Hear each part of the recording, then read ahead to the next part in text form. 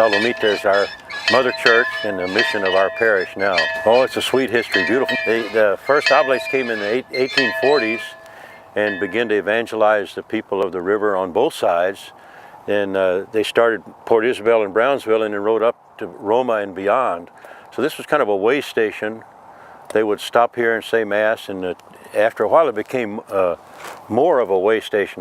They would stay a while and just take care of the people in the area, and then they'd move on either further west, or they were coming from the west going back east. The mission is a symbol, of course, of the hospitality of Christ to his family, the church.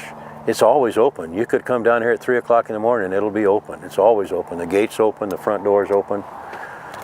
So it's a symbol of hospitality, and we consider that an essential element of the spirituality of a Christian, that we hope to be able to offer the hospitality of Christ to the people we share the journey with.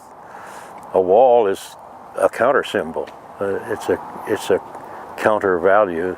The wall says, we think King Kong is on the other side and we're afraid of him. We're going to stay here and sacrifice our values, and we'll sacrifice our neighbors in order to protect ourselves. This chapel's been here 160, 150 years. We've never been through hell and high water, never had a wall. Like the powers that be are not receptive to our concerns. They want to build this thinking that it'll protect us from our neighbors on the south side of the river. What the levee would be, where the sun's coming over right now, that would be pretty much the route of the wall, either up on the levee or down here on this side of the levee. So the whole atmosphere here would be poisoned or polluted or messed up, ruined. You could say desecrated, you could say that. Even though the sacred chapel, thank God, there's no talk about trying to take that over, at least not yet. But there hadn't been much receptivity or sympathy to our concerns. And there's kind of two phases. One phase is that they want to come in here and survey for the wall, of course. It seems like the judge is not interested in, we don't want a wall on our property.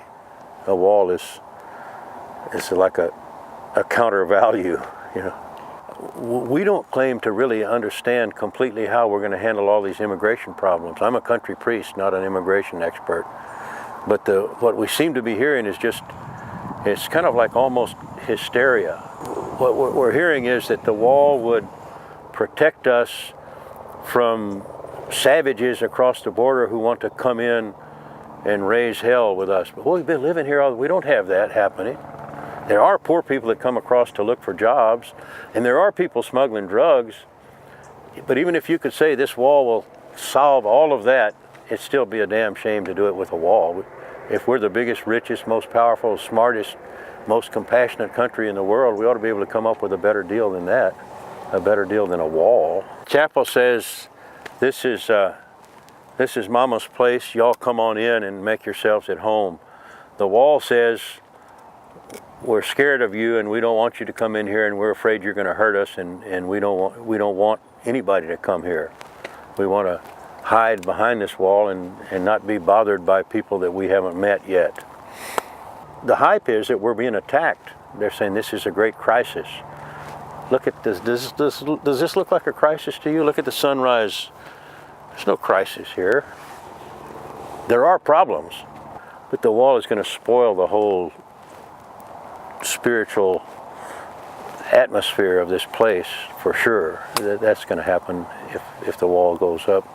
This chapel deserves respect, but this whole area is, you could say, it's a sacred area.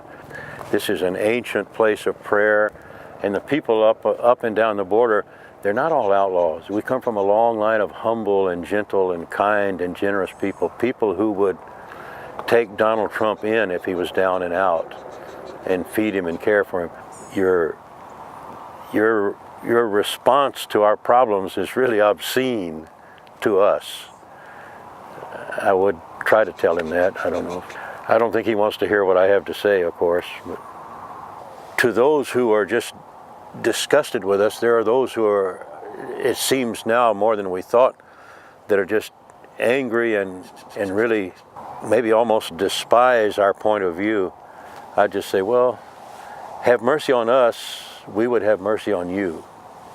That you stop and think about what's going on here. This is all in the heat of the moment. A lot of wisdom and a lot of clarity is being lost.